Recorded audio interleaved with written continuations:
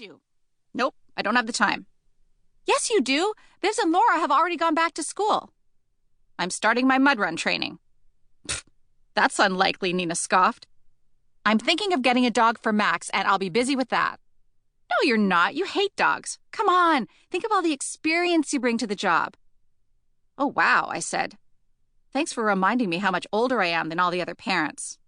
Not older, Nina cooed. Wiser. And I am, by almost 15 years.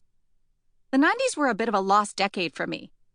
After a blistering 4 years at the University of Kansas, go Jayhawks, I found myself with a super useful degree in art history and not a chance in hell of finding a job with it. So I decided to hit the road and see a bit of the world. Some people go to Paris to look at great art. Some go to Rome to look at great architecture. Me? I went to Amsterdam to see a great band. INXS was just starting to ride their wave of international success thanks to the album X. Lucky for me, they weren't so famous that they would only date supermodels. I got picked out of the audience thanks to the no-bra phase I was going through, and lo and behold, I ended up a groupie. You know that Cameron Crowe movie, Almost Famous, where the girls are called Band-Aids and they travel with the band and keep the musicians' morale up? It was kind of like that, but not nearly as glamorous. I was with INXS for a little over a year, and then moved on to a folk singer named Greg Brown. Yeah, I'd never heard of him either, but he could certainly draw a crowd, albeit an unwashed one. In those 3 years away, I somehow ended up with 2 kids, one of whom may or may not have been fathered by Michael Hutchins. Thanks to his untimely death in 1997, poor Vivs may never know. But Laura's sperm donor was most definitely Greg Brown's banjo player. I'm 65% sure.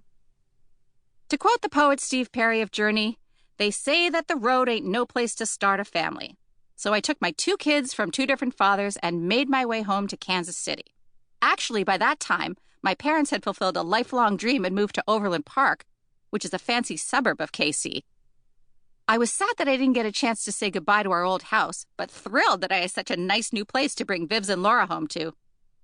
Let's just say I had a bucket load of explaining to do to Kay and Ray Howard, my extremely Catholic parents, when I landed on their swanky new doorstep with Laura and Vivs both still in diapers. My mother's face went from confused to horrified to delighted so quickly I thought she was having a stroke. Luckily, they're more the forgiving kind of religious people and less the judgmental kind. So after a few dozen Hail Marys and one excruciating afternoon at Our Lady of Unity during the Stations of the Cross, I moved in with them and started what I now call the normal years. With their help, I raised the girls, worked for a while at Allstate, and yes, was class mom 7 endless years in a row. It's a record that I believe still stands at William Taft. I hope it's not what ends up as the most noteworthy thing in my obituary, but you never know. It was while working at Allstate that I met the man who would become baby daddy number 3 and husband number 1, Ron Dixon. By the way, I still only have one husband. I just think it's funny to introduce him that way. Ron called to file a complaint with the people with whom he thought he was in good hands. As was my job, I took the call and tried to talk him out of canceling his policy. Ron has an amazing voice. Even when he's complaining, it sounds like he just swallowed liquid velvet. I could have listened to him all day. It was around the time that he called me a soulless bitch that I decided I wanted to meet him. To this day, he thinks I took all my disgruntled phone callers out to lunch.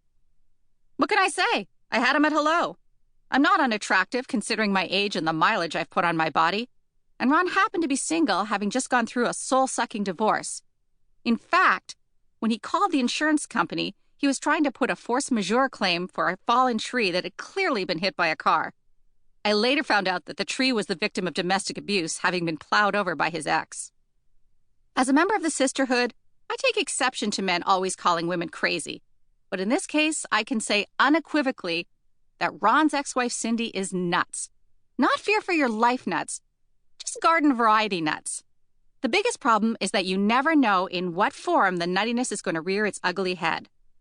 Like one day a few months after Ron and I moved in together, 6 Costco-sized crates of diapers appeared on our doorstep with a card from Cindy saying, "Get the message?" I figured she was either calling us babies or suggesting we have a baby. Ron said she was telling us we're full of shit. Ron's a good fit for me. He's what my father would call a solid guy, both physically and emotionally. He's about 5'11", although he tells people he's 6 feet for reasons that are not quite clear to me, and fit without looking bulked up.